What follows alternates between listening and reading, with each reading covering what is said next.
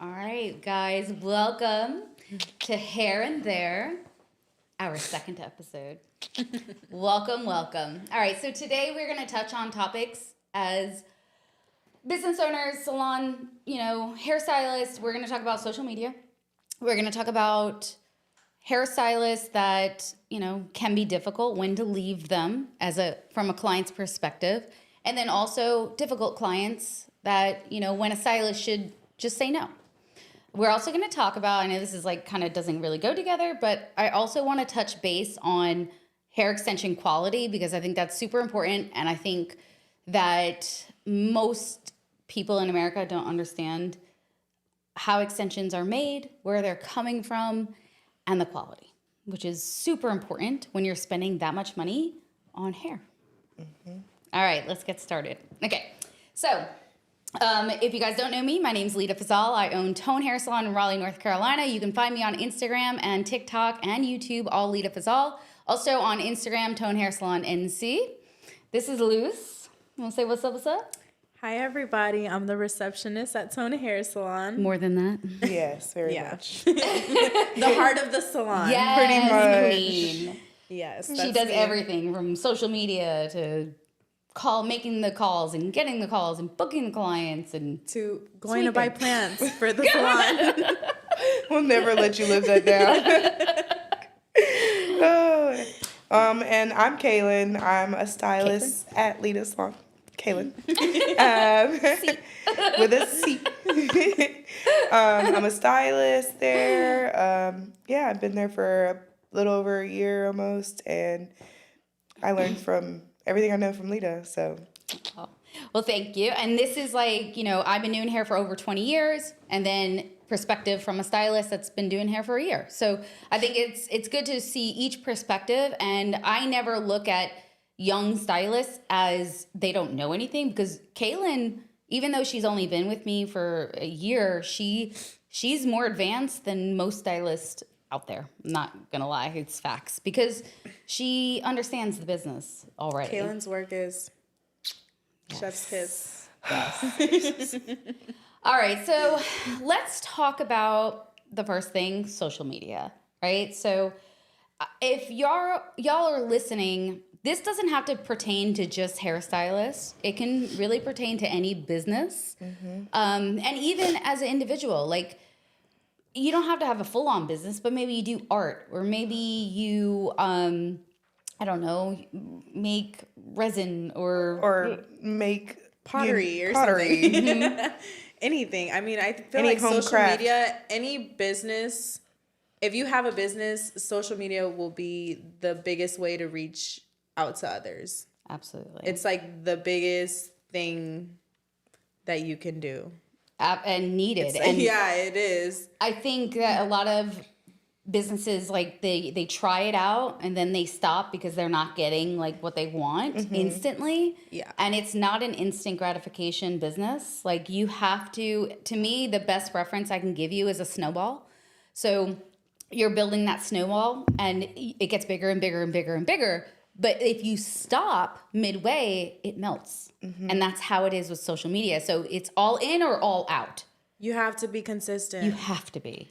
Yeah. Consistency is key. You literally have to post every day, be engaged with the people that are engaging with your platform. It's so much that goes into it, but it's so worth it because it brings so much business.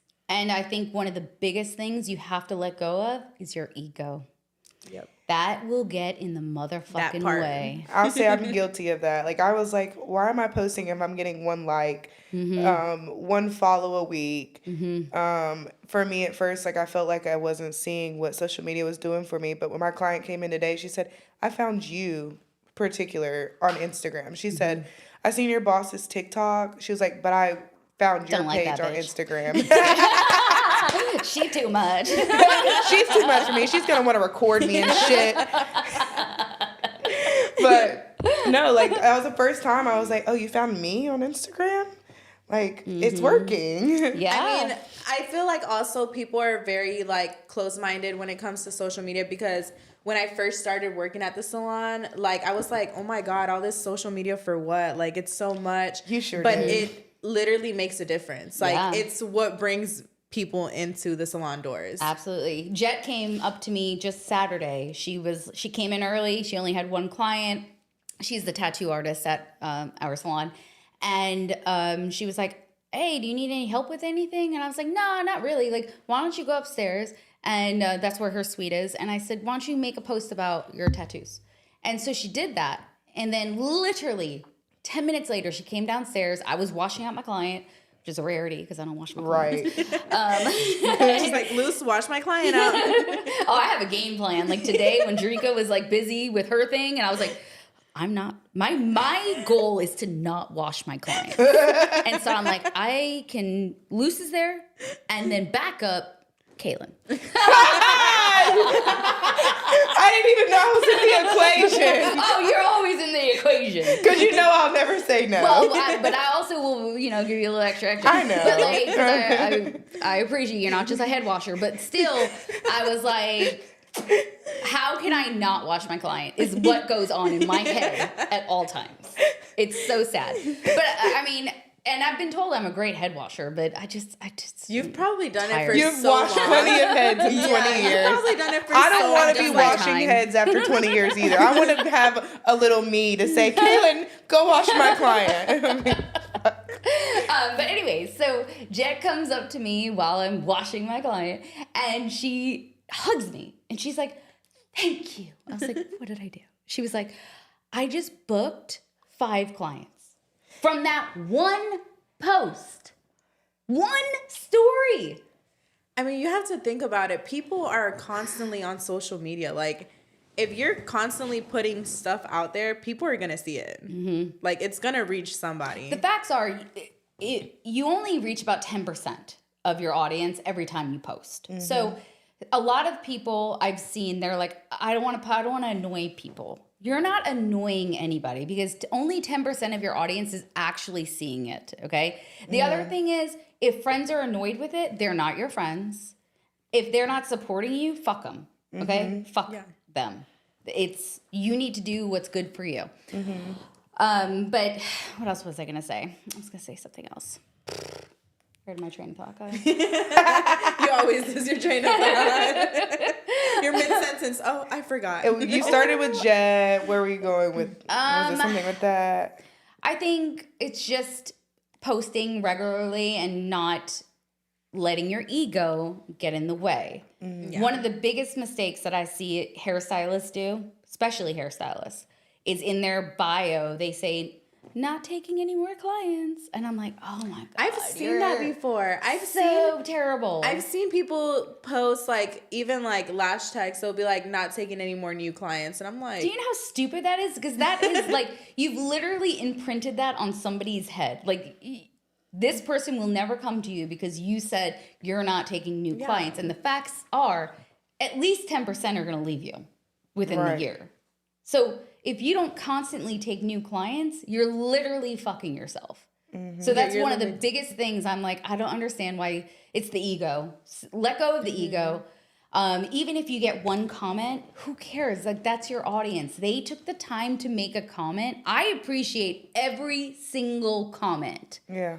Every single one. So like, even on my TikToks where like I have 2.5 million followers, I should have a ton of engagement, and I don't. And I'm going to be honest with you. It's a fight and it's a struggle every day on TikTok for me because I don't have that engagement. I wish I did, but I don't. So if you're listening and you want to throw a comment, please, that helps me so much. And I'll comment back to anybody. Like, somebody says first, I'm like, hey girl, like, hey love, I will comment the fuck back because that's engagement important. Is good engagement. Any engagement will get you going, and it creates in the algorithms more engagement. So I would say I think a lot of people don't know that is how important it is, because I didn't know that and how important it was until you like reiterated to me like over and over again, Kaylin, it's not just what you post, it's about you commenting back and liking other people's stuff, commenting on other people's things that support you.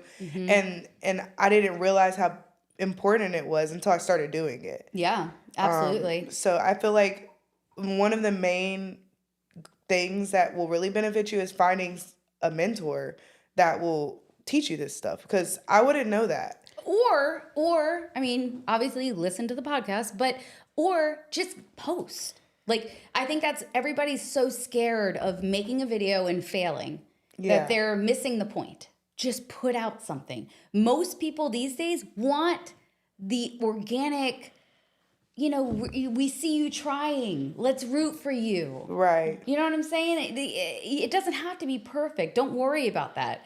Every time I go, like, I eat a lot out and I eat a lot in restaurants and stuff. And the owners, they see me filming and they see me doing stuff. And then they find out, like, what I'm about. And they're like, oh, how can I do that? I'm like, just fucking post. Just do something. You can literally, like, I went to eat sushi the other night. I'm like, and I took a video of him making the sushi. And he cut this avocado and it was so pretty. And I was like, dude, you can fucking do that. Post that. Have one of your young employees that are freaking 16, 17 that know how to do social media, have them film you and just post it. Just be consistent. So, it doesn't matter what business you're in. If you want to build something, you just have to just go for it. One thing that's really helped me is the scheduled posts. I'm not going to lie. I rely on that now because sometimes it's hard for everybody. Like, you do a lot of social media, so you find the time to do it every day. But for a normal person that doesn't do social media or isn't as savvy with it, it's a little harder. And I find that was my issue. I'm like, to find the time every day to sit down and think of a caption and hashtags and everything. Captions are literally the hardest. Yeah, but with ChatGPT and all this other stuff, like, captions should be fairly easy. I feel like sometimes ChatGPT is just not. It is. It's like a computer's not telling gonna you, lie. this is a color correction. How? she took her foil and placed it right over the hair. You feel me? So, like, I can use ChatGPT, but 9 times out of 10, I'm gonna have to tweak the shit anyways because it sounds like a robot. Facts. I'm not gonna lie, the last couple of posts that I've made on the tone page were from my brain. Like, I haven't used chat in such a long time because I'll take parts of it sometimes when I'm really struggling, but I'm like, let me just come up with something on top of my head, write it down, and just post it. Yeah. I mean, something's getting posted. Yeah. And even if, if you struggle with captions, even just posting and just putting nothing is better than absolutely nothing. Yeah. You know what I mean? Like, if you're just having, like, I don't fucking want to do this, I just want to post it. Post it. Just fucking post it. It don't matter. Because somebody's going to see it. And that's just the way the world works now. And over, 21 years ago when I started doing hair, we didn't have a social media option. I had to go out. I remember working for somebody. I didn't have any clients, and I had to come in and make zero money. And so I printed out fucking flyers and put it on cars. And I remember one time vividly that I put it on this windshield, and I was not very smart. I put it on the passenger side, and I actually saw this woman come out to her car, cuss the world out because she got in her car and then realized she had to get out of her car to go to the passenger side to get the fucking flyer out. And it had a picture of me. Hey, this is Leda. Da, da, da, da. Like, I'm like, this woman probably, like, just cussed me the whole way home. That's all I had. Like, it took me hours to do that. So how do you feel like, since you're so big on social media now, like, how was it going from no social media to being so big on social media? It's a fucking process. I mean, I started on Instagram and Facebook 10 years ago. And I would post something, and then I wouldn't, and then I would. And then, before hair school, I actually went to Peace College, which is now called William Peace University. I graduated with a communications degree, and I actually studied videography. So, like, it was always there. What I was going to do was I wanted to work at a news station. I wanted to be a reporter. I don't know. I knew I wanted to be on TV or behind the scenes editing. And then I was bartending and I had a friend who was in hair school. And I was like, well, that sounds fucking cool. I want to go to hair school. Right after I graduated, I was like, if it doesn't work out, it doesn't work out. I have my degree, you know? But yeah, I've been doing hair ever since. And now I feel like my two worlds have collided and I'm just doing more and more and more. But, you know, at first it was slow, you know, I didn't have that many people, and it was honestly, I didn't have that many followers, that likes, nothing. And then I went over to TikTok because I felt like TikTok was my vibe. Like, I was like, they get me. You know what I mean? I can produce these short little skit videos. I can do this. And one of my first posts, I gained like 10,000 followers. And I was like, fuck, I've never been able to do that on Instagram or Facebook. I mean, it was such a slow grow on Facebook and Instagram. And then TikTok was like, boom. TikTok literally came It out just of takes nowhere. one viral video on TikTok. Yeah. Yep. And How did you feel though when like you saw all the followers? I was like, finally. Finally I have something. Like, because it was still new. Like, I started TikTok in 2019. 18, 19. It's been around for that long. Yeah. It's crazy. Yeah. Time is just And flying. who actually got me onto TikTok was 𝙵𝙰𝙳𝙳. Solomon, you know who that is. 𝙵𝙰𝙳 was like, you need to get on TikTok. You need to get on TikTok. And I was listening to his podcast, and like, I was already like late in the game, like 6 months in or something. To me, at the point time was kind of late. And then I actually posted maybe like 8 videos from December 2019. No, it must have been 18. December 2018. And then I posted about 8 videos till September of 2019 that I had 17 followers, and they were mostly Hayden's friends. That was it. I didn't believe in TikTok. I was like, fuck, I don't know what the fuck this is. I'm just posting to post.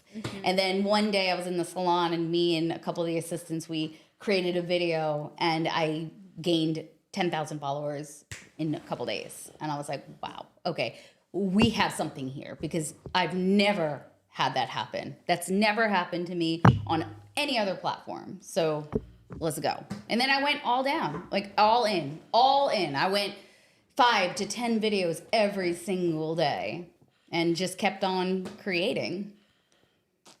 Yeah, you're pretty consistent with the social media, and I think that's why people are like constantly engaging. Yeah.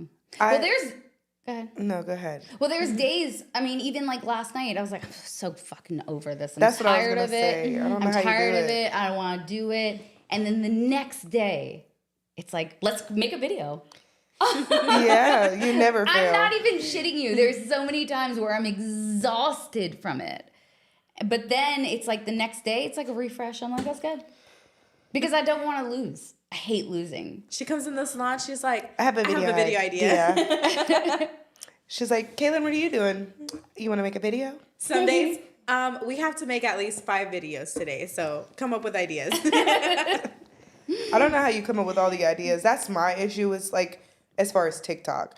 Like on Instagram, obviously it's like my hair before and afters, hair reels. But like on TikTok, I feel like you have to do more than just that. Well, I think the first part of doing anything is consuming. So you need to consume the content, and then how can I replicate this? And how can I add to this? How can I make it different? You know, what's relatable? Yeah. Like your Karen video today. Yeah, I fucking thought that was video should fucking be at like a million views. It's at like 2,000. It's because it was vertical and now Yeah, landscape. feel like I'm in landscape hell. But anyways. You and I both. Well, now we're having to film in vertical and landscape. She's like, hold one phone vertical and the other one landscape. And I'm just like... I'm not sure. And you have to follow like I got a message from TikTok. Hey, make landscape videos. We're going to push them out. I'm like, fuck yeah, sign me up. I'll do it. I don't care, because I don't get that kind of viewage. I don't get that fucking engagement. You know, so I feel like it's kind of cherry picked on TikTok, unfortunately. And for some reason, because I think I just kind of fucking tell the truth. TikTok's like, nope. Bless you, child. It's First always sneeze on our podcast. it's always the ones that tell the truth that they try to like Shut down. Yeah. Mute you. Yeah. Well, today I posted 2 of the exact same videos, and they were both about fragrance-free products, clean beauty.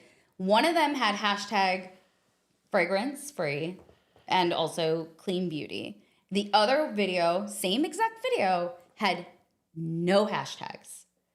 0. The video that has the hashtag fragrance-free, I think just hit 10K. The video that had nothing about fragrance-free or clean beauty is over 100,000. You tell me. It's rigged. Yeah. It's fucking rigged. Yeah, it fucking is. they know what they're doing. They know. Because TikTok's like huge on selling beauty products. They don't want people to know. And then with the whole chemicals. TikTok shop thing, they're definitely Team. like, yeah. Yeah. So do you think it's more beneficial to put the hashtags or no? See, it's not about it's because the hashtag was fragrance free. If it was hashtag hair or hashtag hairstylist, it would have been fine. But it's because I put hashtag fragrance free that they said, nope, shut it down. In my opinion, my personal opinion. You're onto something later. Oh, I know. All right, what's the next thing? I think you said you wanted to talk a little bit about like dealing with difficult clients. Yeah, so I don't want this to be a client bashing podcast because it's not. Nope. But I do want to specify on, when clients come into the salon and if the consultation's not going well, that it's okay to say no. You know what I mean? Or if their hair is just too fragile to do what they want, it's okay to say no. Do you have any personal experiences, Kaylin? Well, I haven't had that experience yet. I thought, at one point, like, I don't know if me and her will mesh. But then most of the time when I get my clients in the chair, if we had been talking over the phone and then when we finally do meet, most of the time they take my professional opinion. Yeah. And I haven't had to deal with that too much. But I've seen like other instances, like with Sam, for example. I was just thinking about Sam. When, clients don't want to hear what the professional opinion is, and they just, all they know is what they want, and that's all they care about. So for me personally, I haven't had that experience yet, and I'm grateful that like all my clients, they're like, you're the one who went to school for this. Like, you tell me what is best, and I'll say if I like it or not, and then from there we'll decide. But, I don't think that if the client wants to have hair on their head, that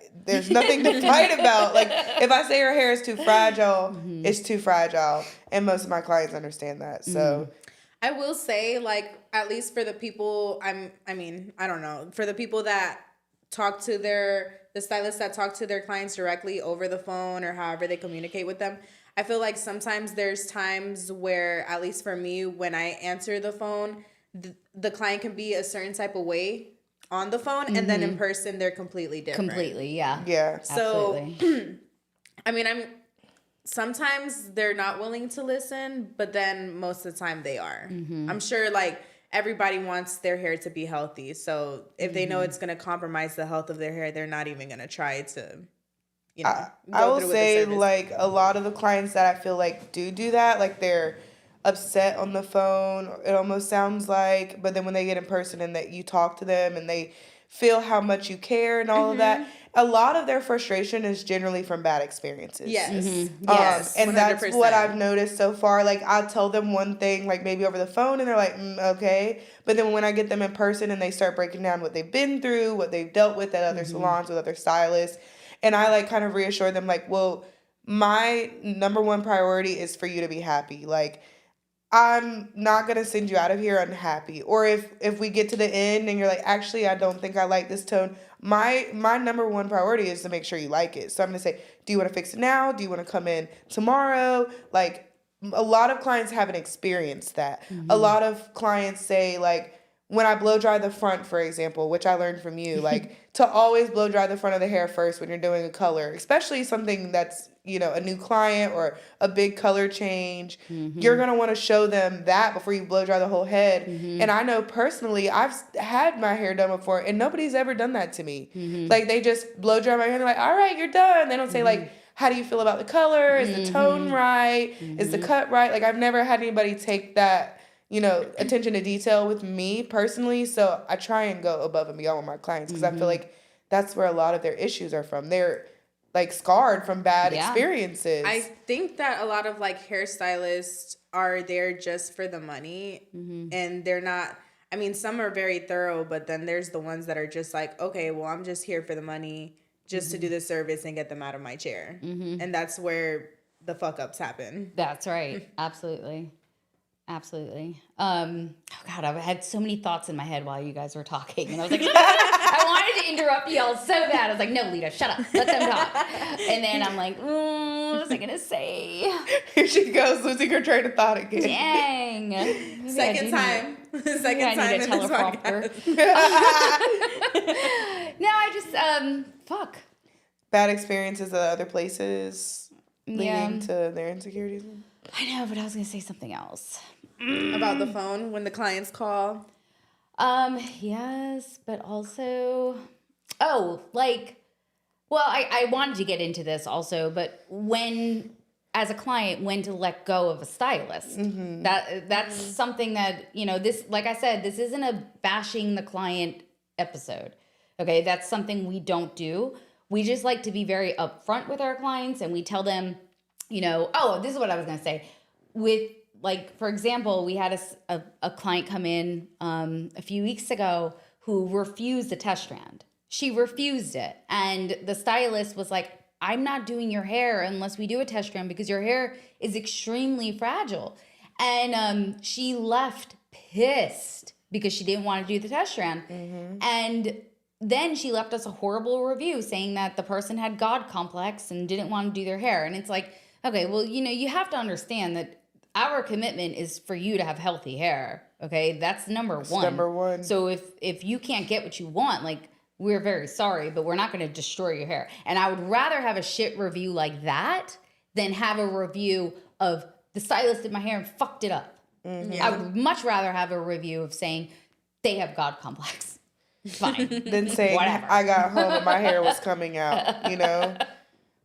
But again, to, you know, for the other side, sometimes I've gone to places where I go 2 to 3 times and I'm happy, but I'm not like fully happy, you know? And I think that's when you have to say, you know what, do I want to try somebody new or do I want to keep going to this person? And I think you have to make that decision and be happy with who you're seeing. Like, you're never forced to see somebody. You know, and I feel like some people I feel way. like some They people do. also, like, I mean, just from personal experience, I've gone to a nail salon and got my nails done and I didn't like how they looked, but I didn't say anything. And I feel like some people are scared to say because and that's where the ego comes in, because a lot of stylists they're very egotistical and they won't either admit to it or ask you. Like, let's just say a stylist knows it's shit, right? They know they fucked up, they doesn't look good, and then they sit there and gaslight you, you know, and you don't say anything, or they gaslight you. And they're like, oh my God, it looks so good. Yeah, it looks so good. You know, ignore the bleed spot, you know what I mean? Or the back of your head looks jacked, but whatever.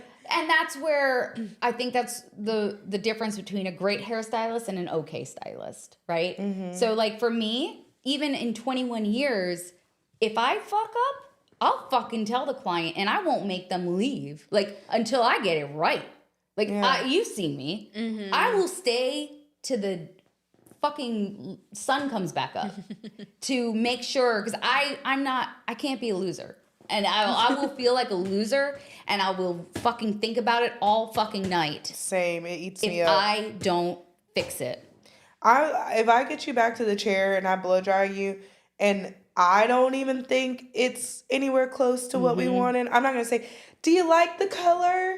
Are we good? I'm gonna say, hey love, I'm gonna take you back to the bowl and retone you because it didn't give the results that I was looking Yeah, for. or I've refoiled people. Like, I'm like, I haven't had to do that yet, but then I have. That's some advanced stuff. Or, I mean, even with extensions, like, I'm going to be honest, I've placed it wrong. I remember. And I'm like, nah, that ain't going to work. They ain't going to fly for me. I'm taking this out. You're going to sit. Do you have time? Lena's like, do you have time today? Do you have to be anywhere? No? Great. I'm taking this out and we're redoing this because it's not where I wanted it to be. But I expect perfection. And I think the client, for what they're paying, they deserve perfection as well. Yeah. You can't half-ass it when you're charging high prices. You just can't do it. Mm-hmm. I agree. All right, that kind of leads us to our next and last subject, hair extensions. All right, if you guys don't know, I created and patented the Swan method, and it is a very unique, seamless extension method, easy to learn. I do have an online course on my website, tonehairsalon.com. You can sign up, and within 24 hours, you will have access to my course. You will have access to me. You get my personal cell phone number. You can call me, text me, video chat, whatever the fuck you want to do. I'm going to make sure that you ace this motherfucking shit, okay? Because I only expect perfection. And the way that I created this method, it's like no other. You're going to learn it quick and fast and seamlessly. And my students are learning so quickly, it fucking blows my mind, all right? But we're going to talk about hair extensions. I have it available on my website, but it's not a push. You don't have to buy my extensions. I'm not like the other extension methods where you're like, you have to buy my hair. No, you can buy my hair and understand that you're going to get the most quality shit in the world, okay? Because I searched long and hard. I bought vendor lists that cost me thousands of dollars only to be fucked because I didn't have a communication. I didn't have a relationship with the vendor. And that's y'all don't understand this. Is probably way past everybody's head, but you have to form a connection with your person that's selling the hair. And if you guys don't know this, all hair comes from India or China. Like, that's where all the dark hair, like the long hair is. They don't typically color their hair. There's more people per what's the word? Per location, than it is in the U.S., which I will get on this on another day. This is another podcast idea. Hair donations. Oh my gosh. Let's not get I went down that rabbit another hole. day. The rabbit hole goes deep. Okay. The hair donations, that if you go down that rabbit hole, it will fuck you up because I'm not going to say anymore. I'm not going to say anymore. Not on my second podcast. I can't do it. But I will talk about this because I think the fucking U.S. needs to understand what's actually happening with your hair donations. It is not going where you think it is. Okay. It's a whole rabbit hole. It's a whole rabbit hole it's a whole podcast in itself. That one topic. But anyways, let's go back to all the hair comes from Asia or India. And yes, there's European hair. And that's, I don't know. I don't want to say any more about that, but I think it has something to do with the hair donations. But another subject. Anyways. She can't help herself. I know. She wants to talk about it so bad. But we're going to talk about processed hair versus non-processed hair. So your shit hair is cheap. You're going to find it on Amazon. You're going to find it like all over the place, like popular websites. And the values, it's not going to cost much to buy it. That hair is the hair that is being swept up from the ground when they're cutting off what's called single donor hair from the client, right? Let's say they cut the hair pony off the head of hair. Anything that falls on the ground, or they collect it from brushes or from drains. Drains, I've heard. What they do, because the cuticle's not aligned, they take it into an acid wash. They remove the cuticle so that there is no cuticle. They don't have to worry about the alignment, which causes tangles. And then they put a silicone on top. And it looks pretty, but it only lasts about 3 months. You'll see. It'll fry off because there's no cuticle protection. So the real good hair, the expensive hair, is the single donor hair. Cuticles all aligned, cuticle intact. Those are verbiage that you want. And it's going to fucking cost you a pretty penny. all I got. What about curly extensions? I know you told me I can't have them, but I just... So She's dying. She's literally dying for extensions. I know. But the thing is, like with curly extensions, you have to find a single donor that has curly texture like you or curly hair in general. And you're going to pay probably $10K for that hair, right? I'm not shitting you, if not more. If you buy curly kinky hair, it's going to be not only colored, permed. And it's just not a good combination, and it's not going to last very long, and especially if it's processed. So you can have it curly kinky, but then you can't have it colored, or it's going to be dark. Which, you know, I'm not having. So it just sucks. Like, I feel like there's a lot of false advertisement. Yes. Because I was like, I didn't know it was that hard. I'm thinking, like, I'm going to get some curly extensions. And then when Leda put me on, like, and told me how it really works, I'm like, $10K for some, like, really good hair. I see people with curly, like, weaves and stuff. And to think about it, like, when you tell me this stuff, I'm like, you're right. It never lasts them long. It's not as quality as they're leading you to believe. And a lot of them are, like, human synthetic mixes and all types of stuff. So it's just crazy. There's a documentary that I've asked you guys to watch like 5 million times. And actually, Hayden loves it. And he watches it probably like at least once every few months. Because it's just a good documentary. It's with Chris Rock. It's called Good Hair. And it goes through the entire hair weave, relaxing, like, situation. It's just you'll learn a lot. I learned a lot about extensions in that documentary. I'm going to have to watch it. Yes. You've been telling me to watch it for a year. Another documentary, which is great, is, what was it called? The fragrance-free stuff. Oh my God. Oh my God. Good. Oh my God, what's the name of this? It's on HBO. It's I talk about it all the time. I'm not sure. You always tell me to watch Good Hair. Good Hair, but then what's this called? Oh my God, I gotta look it up. I have to look it up because I talk about it all the time.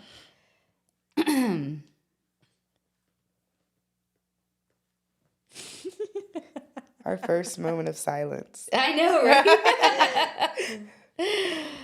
When she says that, we're gonna be like, oh, okay. Yeah, I know.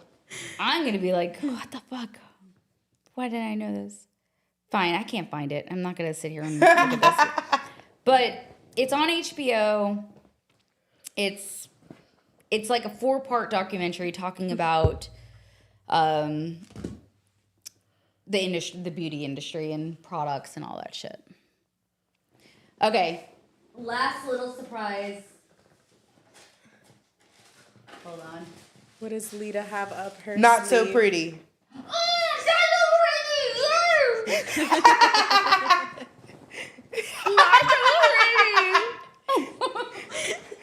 That's how Leda looks when she first gets her filler done. I don't get filler. It's got a lip flip. Let me get that right. Lip flip. Okay. So, K18, if you want to sponsor me, that'd be awesome. But I am about to show you the gift that you sent me today. Why she keeps putting those lips in? What? Aren't I pretty? I'm so pretty. Not so pretty. Literally. Yeah. Okay. I'm gonna put that away. It looks... Never mind. Look That's not at appropriate. this fucking gummy that K18 sent me. It's so mass. Oh my That shit looks God. heavy as hell. It is so heavy. And I thought we would end this podcast with a little bite and some ASMR.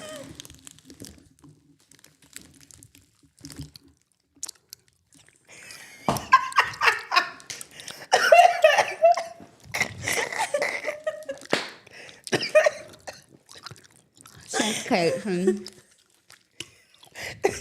Yo, it never fails for Leda to be Pass the eating. bear around. The way she took that chunk out of his ear.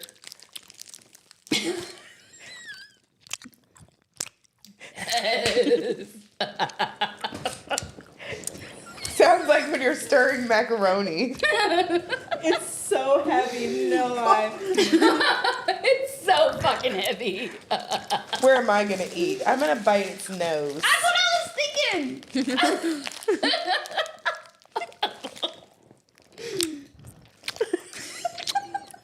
It's cherry. I hate cherries. You hate everything. This bitch has never had a tater tot. Until a few months ago when I took her out to fucking Fat Daddy's and she was like, Fat Daddy's. And she was like, I was like, you want to order some tater tots? And she was like, I've never had a tater tot. I'm like, what the fuck? Where do you live? It's actually not that bad. Maybe it's strawberry.